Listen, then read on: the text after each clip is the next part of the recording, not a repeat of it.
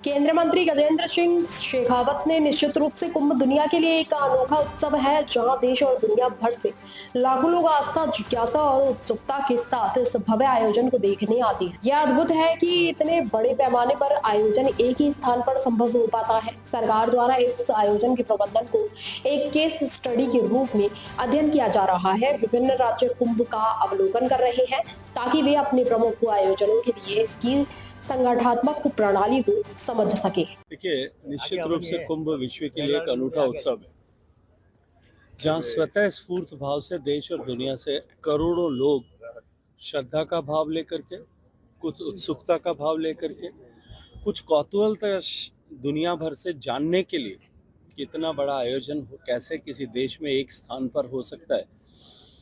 कुछ इतने बड़े हो रहे आयोजन ने सरकार का जिस तरह से प्रबंधन है उसको एक केस स्टडी की तरह अध्ययन करने के लिए विभिन्न राज्यों ने भी अपने राज्यों में होने वाले बड़े आयोजनों में कुंभ को देख करके उसकी आयोजन की व्यवस्था को समझा जा सके, इस दृष्टिकोण से देश भर से 45 दिन में, दुनिया भर से 45 दिन में 45 करोड़ लोग कुंभ के साक्षी बनेंगे। पहले दिन पूर्णिमा के स्नान में और बाद में मकर संक्रांति के स्नान के दिन लगभग इन 2 दिनों में 5 करोड़ लोगों ने कुंभ में जो है स्नान किया है। लेकिन इसके साथ साथ में लगभग 15 लाख लोग जो हैं कुंभ में पूरे 45 दिन तक रह करके कल्पवास कर रहे हैं।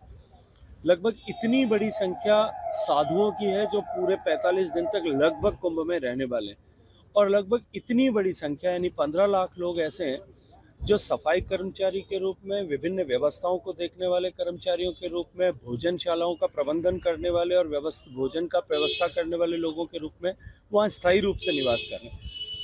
लगभग 50 लाख लोग स्थायी रूप से निवास कर रहे हैं, और बाकी लोग जो है नित्य प्रतिदिन आते हैं। और ऐसे बड़े स्नान के दिन और भी ये संख्या आने वाली मौनी अमावस्या के दिन और भी ये संख्या जो है बड़ी होगी। लेकिन निश्चित ही कुंभ का प्रबंधन उत्तर प्रदेश सरकार माननीय योगी आदित्यनाथ जी के नेतृत्व में और देश की सरकार ने माननीय प्रधानमंत्री जी के नेतृत्व में जिस तरह से किया है, वो निश्चित रूप से अनूठा है। क्योंकि इससे पहले कुंभ जब कभी भी देश में होते थे, कुंभ शाश्वत है, हजारों साल का लिखित इतिहास है। लेकिन इससे पहले के कुंभ का स्मरण करिए, 2013 के कुंभ में किस तरह से भगदड़ मची, सरकार ने किस तरह से उस समय जो है असंवेदनशीलता के साथ में व्यवहार किया था। वहां से लेकर के 1954 में जब देश की आज़ादी के बाद में पहला कुंभ हुआ था, आप उस समय के कुंभ की व्यवस्थाओं को देखिए, सरकार किस तरह से इन विषयों को लेकर के उदासीन थी। नेहरू जी के कुंभ में जाने के कारण से ऐसा लिखित रूप से लोगों ने स्टोरीज की है कि उस कुंभ में 1000 से ज़्यादा लोग जो भगदड़ मची थी उसके कारण से दिवंगत हुए थे।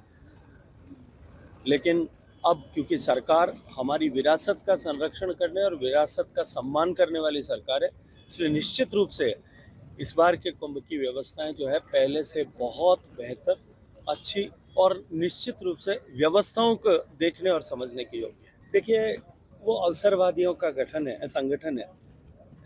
ऐसे लोग जो पिछले लोकसभा चुनाव से पहले इस भय को लेकर के कि सरकार अगर फिर सत्ता में आई तो हम ऐसे भ्रष्टाचारियों को ये नहीं बख्शने वाली है, जीरो टॉलरेंस की नीति के तहत ऐसे सारे लोग जो जेल यात्रा करके आए थे, वो सारे लोग एक साथ एकत्रित आए थे।